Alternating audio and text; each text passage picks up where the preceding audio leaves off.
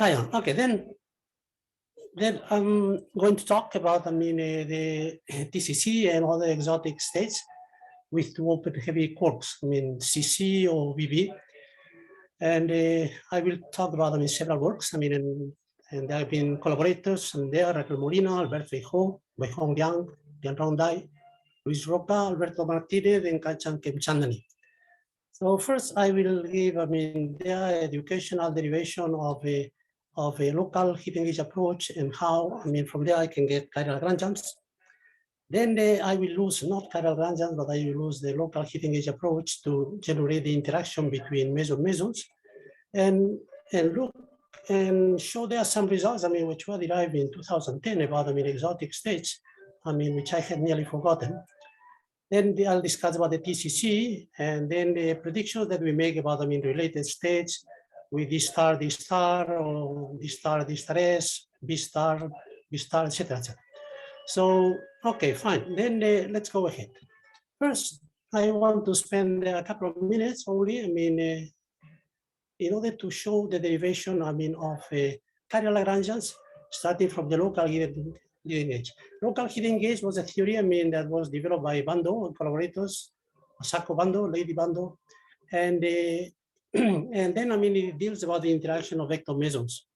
So then there are several vertices that one calculates, and then in particular, if one wants to study vector, pseudo-scalar interaction, so then it is driven, the interaction is driven by vector exchange.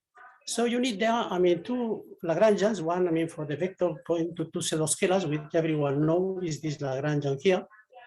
And then we need, sorry, one to the fan.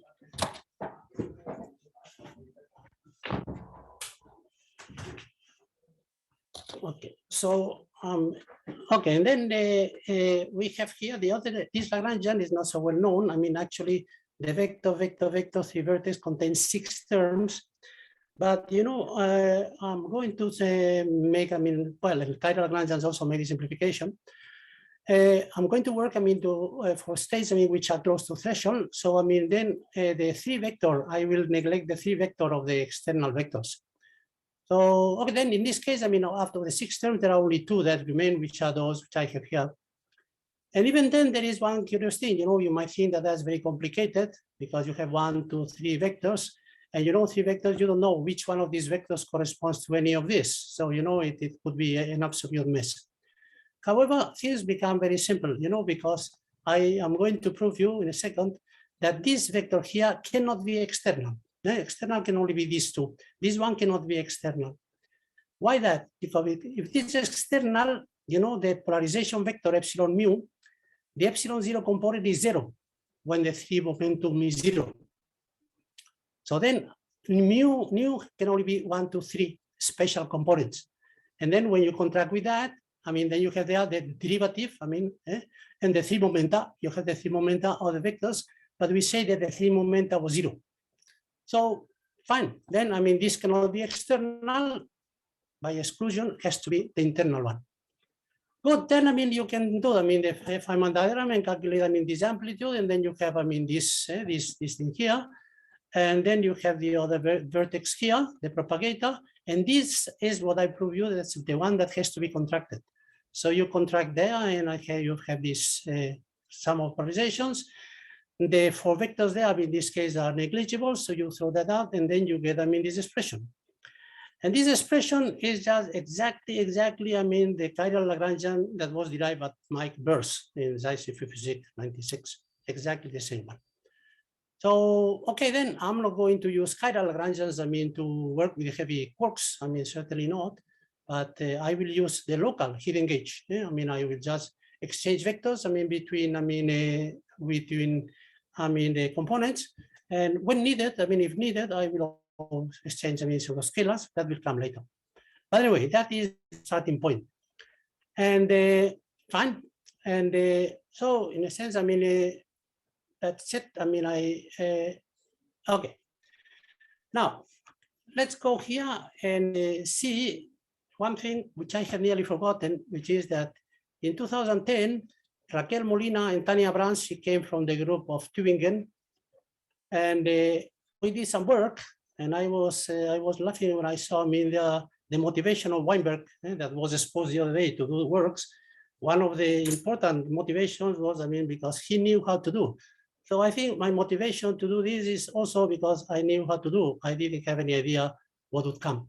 But what came is very interesting because, we found at that time, that the D star, K star bar, not the D star K, D star K, or D star K bar, sorry, D star K or D star K stars, these are not exotic, but the D star K star bar, this is exotic because it has, C and S quarks. So anyway, we just calculated, using the local hidden gauge approach, the interaction of that, and we found that it was attractive. So you know how to calculate that. When you have vector, you do the exchange that I showed you before, vector exchange. But Rando also gives us, one contact term, which I'm respectful to her, and I take also into account. Even then, you might think that's extremely complicated because you have there 1, 2, 3, 4 vectors, and you have there so many polarization vectors. No, it's much easier than one might think, because when you work in S waves, others are more complicated. In S wave, you can do the projections of spin states. 0, 1, or 2. Two vectors can give you 0 spin, 1 or 2. So then the projector operators are these here, in terms of the polarization vectors. And it's very easy. You just construct, the amplitudes, and in 2 minutes, you have already projected over P0, spin 0, spin 1, and spin 2. And these are independent. They are independent. They don't mix because angular momentum is conserved. So then you have there, three, sectors in which, you have the interaction and you can proceed. So how do we proceed? Well, we proceed, doing, the Bethe-Salpeter equation, in which we calculate the lowest order, and then we unitarize that, with this formula in which the G function is just the loop function of the two intermediate mesons. Everyone who is in the audience, has done calculations like that. But anyway, look, what do we get there at tree level? What we get at tree level, is there. We contact term is smaller, that's subliving, than the vector exchange. And the vector exchange, we have a contribution from, a heavy exchange, this star S, and we have a contribution from omega and rho. So obviously, the exchange of light vectors is dominant over this one. It goes like mass square, and then this definitely is dominant compared to this. These are small corrections. And well, this tells you, that this is driven in this theory. It is driven local hidden gauge. This is driven by the exchange, basically the exchange of light vectors. And that means, that the heavy quarks in this process are spectators. And automatically, since the interaction does not depend on the heavy quarks, then heavy quark spin symmetry is automatically fulfilled. So we don't have to worry about imposing heavy quark symmetry. Because it just comes automatically and naturally from the process. Well, this was for isospin 0, but I do also for isospin 1. And look, here I got an attraction. This is calculated a threshold to have a feeling of how the interaction is, how strong the interaction is. And we get 1, 2, 3. The three channels, the three spin channels are, attractive. And if we do now the spin 1, then we find just that none of them, all the spin channels are repulsive.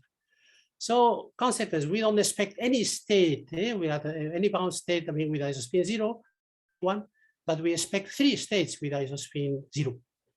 So fine. Incidentally, this has to be regularized. With a cutoff, we do the cutoff with the momentum, or if we use dimensional regularization, we have subtraction constant, and we have natural values, for the cutoff or alpha. But then we always also do fine tuning to some experimental data, but within the range of what should be considered natural. Okay, I said that sometimes we also need. We put pi on exchange. We need it. Okay, on exchange. And this is the example. Because we also want to. We have this thing, but we also want to study the width, and the width. Will come from the decay into decay. Decay, we have these diagrams. We regularize that also, I mean, with the one form factor, which we borrow from other people who have done these calculations. And we play a little bit with the lambda parameter. The results don't depend very much on that. Incidentally, the real part, this is added, I mean, to the potential from vector exchange. The real parts are negligible. The imaginary parts, I mean, have to be taken into account because, I mean, they provide the width. So let's continue. So fine. Then you see, I mean, with this, I mean, we found there, I mean, 12 years ago, we found there that with isospin 0, we found there with the C1 and S-1, we found there 1 0 plus state with the mass, which was 2,848. And, you know, I mean, I put here, I mean, the different values of lambda and the widths that I got. I mean, at that time, I just pasted from that paper from 23 to 59. I mean, this was the range of widths which I would expect. The 1 plus we have, I mean, there, it doesn't decay into decay, I mean, but it decays in this distal K, and I will talk about that more later. And the 2 plus also, you know, I mean, it has this decay width, I mean, here, and the mass is lower than this one, as you saw there in the table. Okay, then a surprise to me came, I mean, and I tell you, I had nearly forgotten about, I mean, this work with Tania Brands and Raquel Molina, when, I mean, the X0 2866 was found by the LHA collaboration. Immediately people started talking that it was T star K star bar. And then I remembered that we had done this work and look, and then I was so pleased to see that we had predicted 2,848, 2,850. You know, the mass they observe here for this one, 0 is the spin. 2,866 plus minus 7 is just coincident. So it's surprisingly, and the width, which is not trivial, the width also was in the range of the widths which were predicted. So these results are from 2010. So fine. I mean, I think it is very, very rewarding. I mean, to see that this prediction, I mean, matches so well what has been found so far. And then we have done a step forward. I mean, now that we have data, we can do a little bit fine tuning. We do a little bit fine tuning, and this is the revision that has been done recently by Raquel Molina and myself.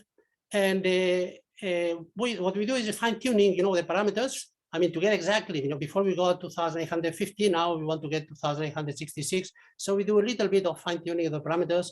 And also the lambda parameters was to get 57 for the width, which is what I mean experimentally see. So then, I mean, say we have done a little fine tuning to get, I mean, the 0 plus, and then we make predictions, I mean, now for 1 plus and 2 plus. Okay, we think these are serious predictions. And, you know, I encourage people, I mean, to look for that. We did something novel here, which also, I mean, to look at the decay of the 1 plus, you know, the 1 plus cannot decay to decay bar cannot decay for reasons of spin and parity, but it can decay to this stack. So we added there these, I mean, decay channels, you know, I mean, by means of the box diagram, which involves now, I mean, the anomalous terms, and then we got, I mean, a width, you know, instead of 0 or 3 with the convolution, now we get, I mean, 20 MeV for the width of the 1 plus state. So let's say this is explained, I mean, naturally in our approach. And then we make prediction for a 1 plus and 2 plus of the same nature, the star, K star bar. So I hope, I mean, these states are seen, I mean, in the future. And, you know, to help, I mean, experimentalists, I mean, to find them, we did recently some work, I mean, Jan Rondai and Raquel, and with 2 reactions which have already been measured, I mean, but they have not analyzed, I mean, the invariant mass. So, you know, these reactions are measured. I mean, there are data in the literature, but I mean, we suggest, I mean, to look there at the invariant mass here, at the invariant mass of this star plus K minus, to look for the 1 plus. The other one has already been seen, no problem. We want to see now the 1 plus. Eventually the 2 plus someday, but we haven't done work for that. We suggest, I mean, 2 experiments, I mean, to see the 1 plus of this star, K star bar nature. So what would be this reaction? This reaction by looking at the D star plus K minus invariant mass. Then we have calculated both the signal for that resonance and the background. And we find, I mean, and we are confident on that, that the strength of is should be clearly visible on top of the background. And in the other reaction also, the width is also smaller there. I mean, we are closer to threshold. But we also look there at this star plus K minus, and in this other reaction. And then we see also, I mean, that the peak due to the resonance, I mean, should stick clearly on top of the background that we also calculate. So I encourage you experimentalists, I mean, to look for that. I mean, because as I say, these reactions have been already measured. Only the mass distributions need to be resolved. Okay, you know, it's curious, you know, I mean, by looking at that paper, which I tell you sincerely that I had nearly forgotten about, we realized that we had also, I mean, found states for this star, I mean, not the this star, but I mean, this star D that we discussing now with the TCC. We could have done that at that time, but we did just this star. And we found the bound state. So, I mean, if we had done that, I mean, the interaction is similar, but not exactly the same, not exactly the same, because, I mean, you know, these are identical particles, and you have to take into account the identity of the particles. But we would have found at that time already that the V star D was also, I mean, bound. So anyway, now comes the TCC discovery, and then there was this thing here, and you know, I mean, they find there this nice peak, and they came there with the first paper that they wrote, the collaboration with this mass and this width. So fortunately, I mean, Mikhashenko is the one, I think he is the one responsible for that, among others. They came with an analysis with the three-body unitarity amplitude. They came out with that, in which they found that it was more binding, more bound, and the width was, I mean, substantially smaller, 10 times smaller, because this contains, I mean, the experimental fusion. I mean, here this has been removed. So, well, you know, we did our calculations before. You know, our calculations were before. I mean, this was put in the web. So our calculations are this. I mean, we have that's Feijóo, Liang, myself, in which we have that. I mean, two channels. I mean, we have D star plus D0 and D star 0 D plus. I mean, we have two channels, and we have the interaction, I mean, with the local hidden gauge, the way I show you in the first transparency. So fine, and okay, we get, I mean, whatever interaction comes out. And the interaction that comes out is this one. Yeah, very easy, very easy. This is projected in S-wave. And the Cij coefficients are these ones. So these are the two channels, two-channel problem. They have different masses, and we do consider that as two independent channels because, I mean, the masses are different. So what we see is there that the diagonal terms are very small. I mean, I can neglect that. Why should I can neglect it? Nothing happens if I neglect it. And it is very small compared to M rho square. And you know, I mean, then you see, it's very curious that neither this nor this by itself would bind, but when you have coupled channels, I mean, a miracle happens. And the miracle is that you get the eigenstates of that, and you get, I mean, there are two combinations, this one and this one, which just happen to be the isospin combinations, and the I0 and isospin 1. And you know, I mean, when you apply these coefficients now for the new bases, the C00 for spin 0, the coefficient is that. For spin 1, the coefficient is that. Negative in our approach means attractive. So you see, you have attraction in isospin 0, you have attraction, you have repulsion in isospin 1. So I do not expect, we do not expect any state, I mean, bound state in isospin 1. I mean, agrees with the observation, I mean, that was shown before by the speaker. So that's it. We only expect attraction in isospin 0, and that is what the experiment has seen. Fine. Then what about the width? The width, I mean, it has been already said that it comes, I mean, from the width of the D star, and then to do that, I mean, we have to do a convolution, I mean, of the G function. We do that. We have to go beyond that, and then we also take into account the width of the D star, which is energy dependent. So fine, we have here the photon contribution. Anyway, we do a good job on that. Incidentally, we also have a different way, I mean, to do that. Let me see here, which has a different way, I mean, to take into account, I mean, the width, the effect of the width of this star would be in this diagram. I will put here D star, the D star, and this star decay into D pi. Okay, and I put this width, and I put the self-energy here in the propagator. I put the self-energy, and then I mean, this is also a valid way to do things, and we get similar results. So fine, good. Then here we get this thing. That's what we get, and that's when we rely upon the mass of the experiment. The first, I mean, paper of LHCb, and we got the width around. I mean, we fitted our parameter, the cutoff. We fitted that to get the mass, and then we got a width of about 80 MeV, nothing like the 400. No way. About 80 MeV, something like that. Then we also calculate the width. This is T square. That is the width calculated here, coming from here. And the width, I mean, has, I mean, this thing, I mean, a peak, I mean, there, but it has, I mean, this shoulder there, which is curious, but this shoulder is, you have seen here already, right? I mean, look at that, Mikhasenko, he also has, I mean, this shoulder there, so it is just comes out naturally in our approach. And this is fine. And then, you know, when I had this paper, I'm in the web, I mean, Mikhasenko sent me a mail saying, look, I mean, I am doing an analysis, I get a mass which is slightly lower. I presume that if you put, I mean, fit there to this new mass, you will get the width smaller. And well, we did that, and that's already in the published paper, this is already incorporated. And we took there the mass of Mikhasenko, and then we found that the width was smaller, it was around 43 MeV, which is what Mikhasenko found. Well, I said Mikhasenko because he's the one who gave me the information. Let's say the collaboration found, I mean, with the reanalysis with this unitary, I mean, amplitude. So you see, I mean, the predictions, I mean, couldn't be, I mean, much good, better. And, you know, the only price I have to do there is fine tune, fine tune, because I cannot do, I mean, extravagant things with the cutoff. So fine tune, I mean, it has to be of natural size, and fine tune the cutoff to get the precise mass.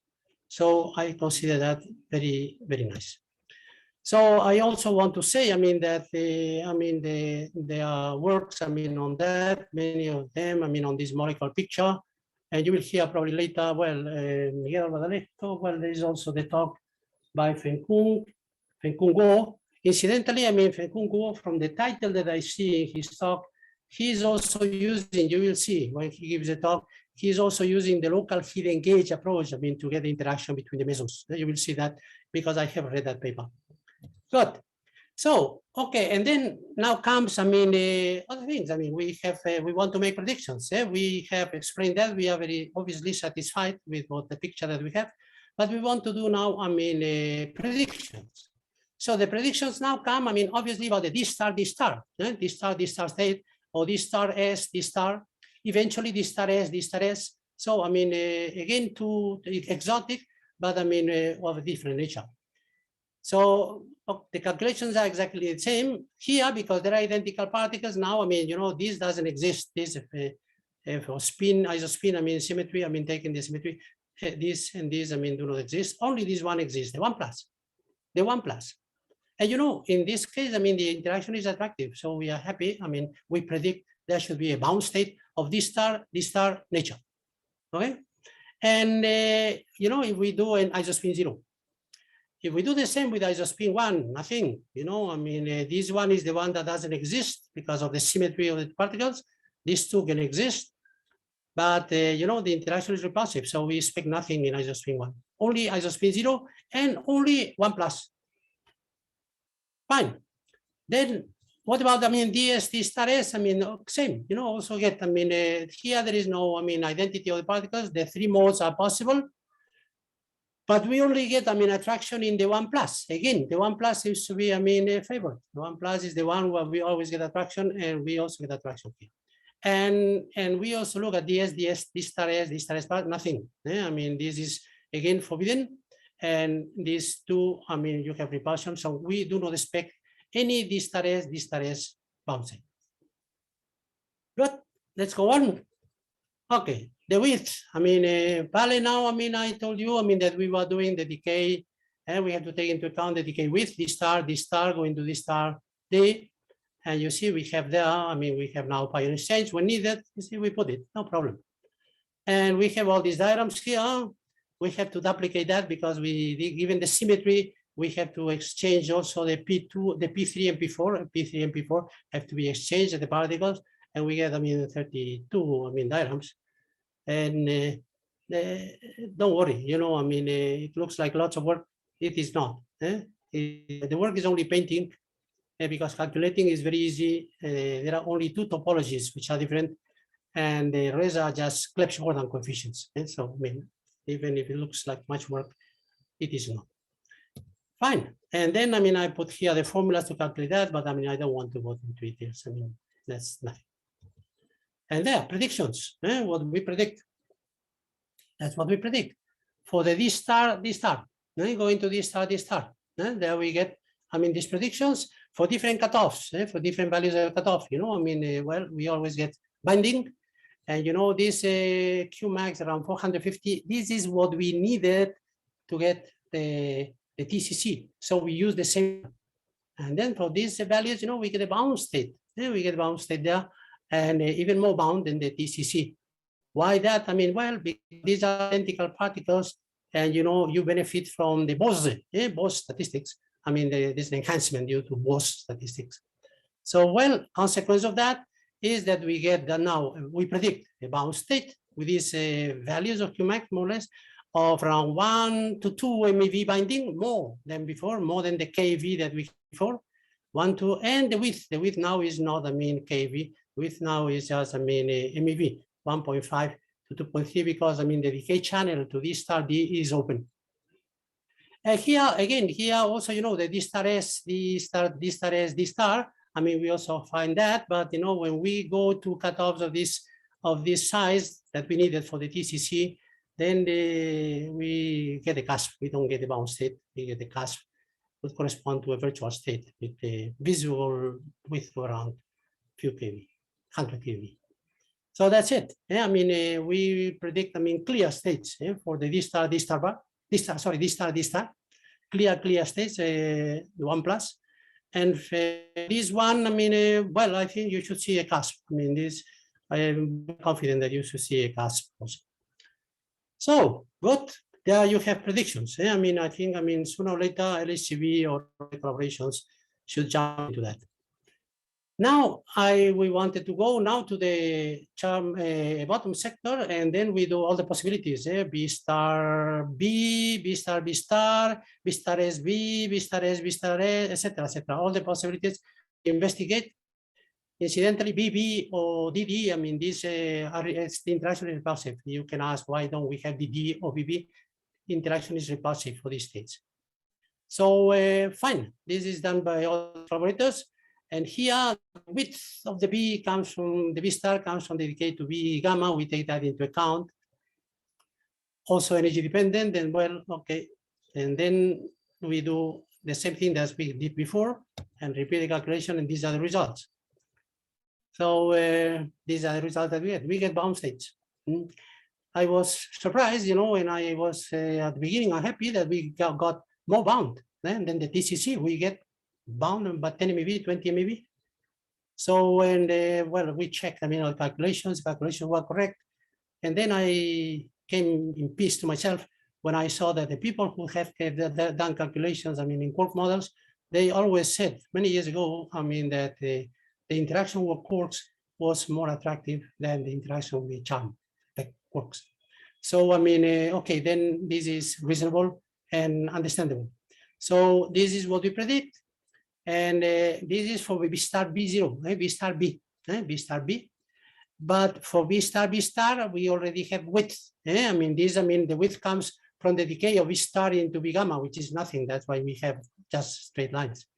But when we have B star, we have widths because, I mean, as I showed you before, this decays into B star B, the 1 plus state, this decays into B star B. And for the B star BS, I mean, we get bound state, no longer, I mean, cusp, we clear bound states. That's what we predict. So it will be very interesting to see what comes in the future but definitely, I mean, the search for that is most welcome. So what do we find? Yeah, you have in this table, you see there what we get. I mean, we get the binding. I put there rather than the masses, the binding with respect to the lowest threshold. So I mean, for B star B, I mean, I just mean 0, all of them in 1 plus, all of them in 1 plus.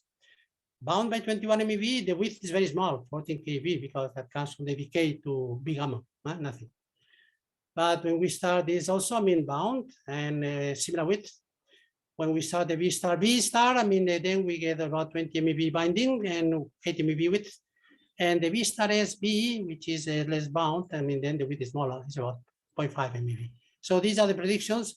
We are confident, but of course, the experiments have the last word. And that's the end of my talk. Here you have, but you don't have to read that. I mean, I think I can say in words that, well, that we are happy about, I mean, the description that we get for this TCC. We found and we are confident that, you know, the local heat engaged approach, and Henkun Guo will talk more about that later, is reliable, I mean, framework, I mean, to study the interaction between mesons. And then we have done lots of predictions. I mean, it was nice to see that we had done predictions before, 10 years ago, 12 years ago, and the predictions turned out to be right.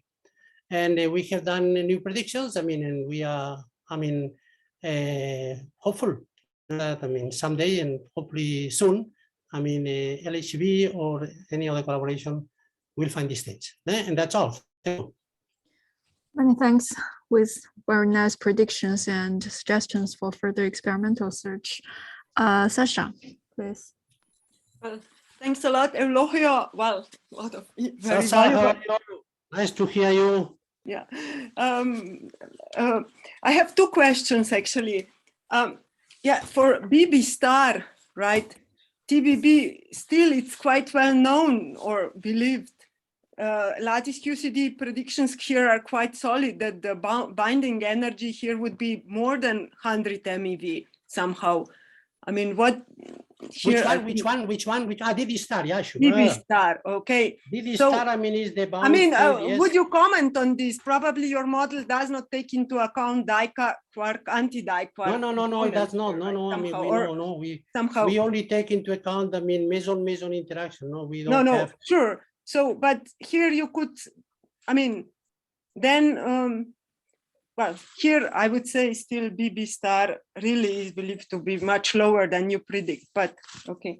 Then maybe a question on one pseudoscalar exchange, one pion exchange in your model. Yes. I mean, you didn't talk about this, but. No, and I tell you why. I mean, I didn't, well, I mean, I talk, you know, of course I talk, look. Maybe I missed, sorry. Look at that, look at that, I mean, it's so many. Yeah, one pseudoscalar exchange. The one, I mean, well, you have one and the other.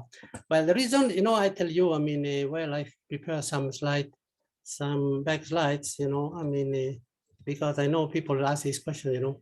I have to thank, I mean, a nice referee, maybe he's in the audience, who forced me to do all these calculations. And, you know, we had experience, you know, because we have calculated, I mean, all these little calculations in which have, I mean, the two pion exchange. But I mean, referee, I say, okay, why don't you do one pion? And that's what you say, one pion and one vector. And you see one pion and one vector. And we did all the calculations that the referee. But the one on the top on the left, what yes. happens with this one? Right, these ones, for example, this one, I mean, this one is here. Yeah, up. This one is here, you know, I mean, you have one, before I show you diagrams that had two pseudoscalar exchange. Now you have one pseudoscalar exchange, one vector exchange. So then I compare that with this. I mean, I did exactly what the referee asked me to do.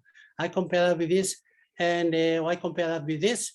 And then, I mean, you know, I mean, it is much smaller. It's always much smaller. I mean, it is there. There's no discussion. It is there. But my recollection is that when I do that, I always find, I mean, small contributions.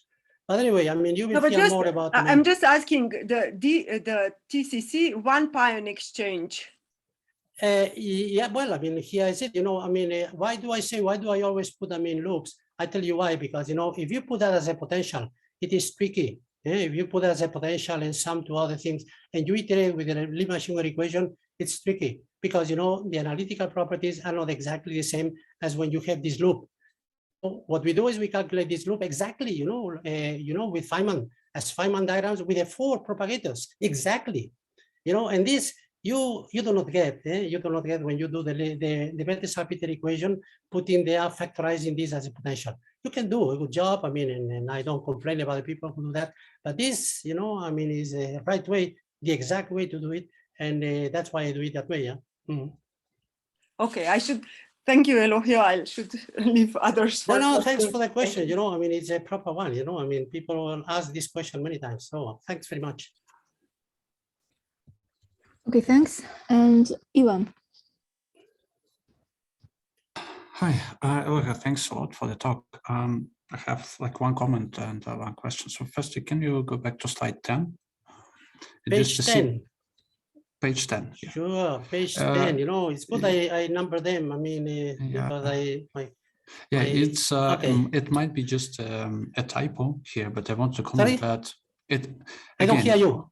It might be just a typo. Now. Do you hear me now? Yes, now I hear you. Yes. Okay.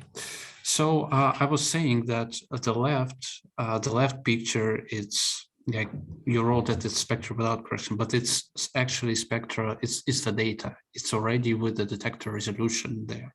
Yes. And the thing on the right, it's just the module if you ignore any resolution at all. Yeah. If you take into account the resolution, I mean, you correct for the resolution, right? Yes, correct. You see, spectra says the spectra corrected by the resolution, and I with the Italian. Well, it's not. I would disagree. It's just some model for the spectra, ignoring any resolution at all. It's what you expect, like in the ideal world, in reality. Well, that's what you have published in this. I mean, this picture I have taken from this. I mean, from this paper, yeah. I have taken this picture from this paper. Yeah, I'm just saying that this wording spectra corrected by resolution, it's I think it's misleading. Okay, well, I think I get your point. Okay. So the more interesting thing is when I think on slide 20 you predict that it should be bound state of the D star, right? Yes, and, I mean are you saying about D star? Yes. Are you saying about like particular, like should it be all the combination of D star? I mean D star 0, and D star plus or something? No. This star 0, no, that would be isospin 1. No. I only get isospin in isospin 0. I only get that in isospin 0. Okay, so it's D star 0, D star plus? Yeah, you have the combination here on the top of the page.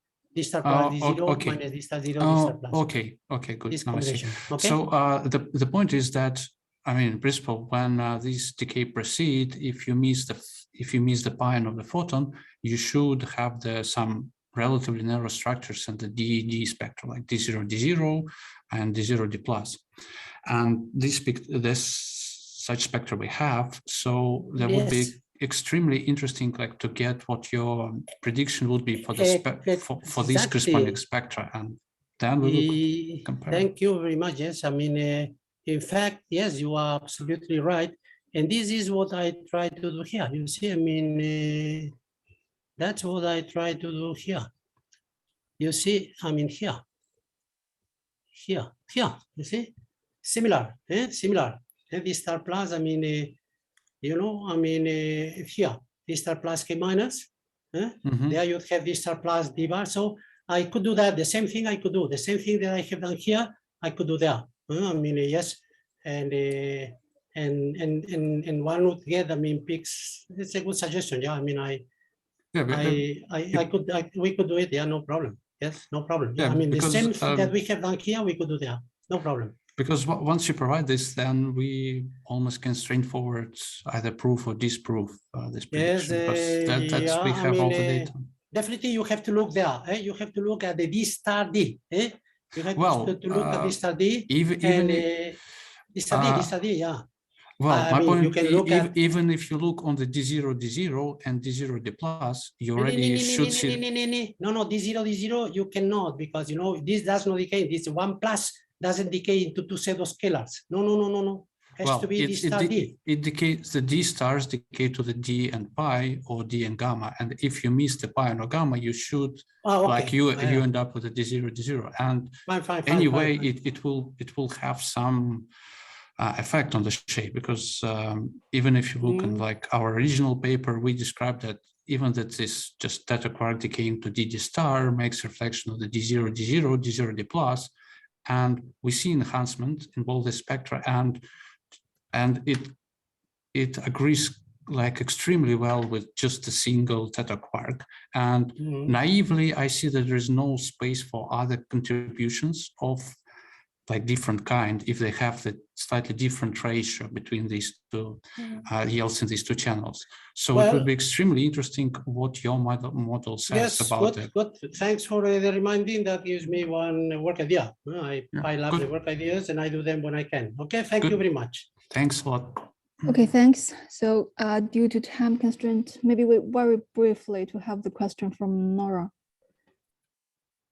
Okay, so hello, Eulogio. Hi, Nora. No, you get this beautiful wave that are pretty small. So what is the parameter or the physical process that is controlling this wave? What is the reason you get? Thank you, Nora. Thank you very much. Thank you. You see now, the width comes from the width comes from here. I mean the width comes from here. I mean, I have there an object goes to D. Okay, yeah, it's the imaginary part, right? Okay, yeah. From the imaginary part, I mean of this, I mean this start. The width comes from there. Now, yeah, sure. And now come back to your question. I mean, then I have only one parameter, only one, which is just, I mean, the Qmax that I have in the loop function of the two mesons. This is the only parameter that I have. Once I have that, and I put there, I mean, the proper width of the D star, then, I mean, the width comes automatically. I don't have to what is your Qmax? Nothing. What is your Qmax? Qmax is about 400. I put here, I mean, the Qmax is around 450 MeV. The Qmax is around 450, it's not so much. MeV. You told that it's not so much dependent on it. Okay, that's. Well, I mean, depends, of course. Yeah, it depends. I mean, Qmax definitely. I mean, but I mean, okay. But if you would put a larger Qmax, then it would here you have the answer. Then it would increase a lot. Yeah, then it would increase a lot, very much. Right. Okay. Well, very much. No. No. Well, I mean, if you go to 1 JV or 1.2 JV. Very much no. Very much no. I mean, very much no. No, very much. I mean, sorry, I didn't mean. A few MeV, a few MeV. Okay, you have it here, for example. I mean, this goes from this binding to, I mean, well, you get, I mean, yes, you get more binding, but I mean, still, I mean, nothing, not hundreds of MeV, you get tens of MeV or something. Not hundreds of MeV. Not hundreds of MeV. No, by no means. That's no way. Okay. No. And the other thing that I want to mention, and we can keep for the discussion later, is that it's very nice that the experimentalists, like in the case of the TCC, they use a Scalar unitary approach and theory guided way of extracting it. But there is this issue for the data that are contaminated by theory and vice versa, that perhaps at some point we should discuss. Okay, well, for the discussion session. Good. Yeah. Okay. Good. Thank you. Okay, thanks. And many thanks again to Eulogio for this nice talk. And I think we can end the first session here. Thank you very much. Thank you to all. Thanks. Sorry, it's a bit late. So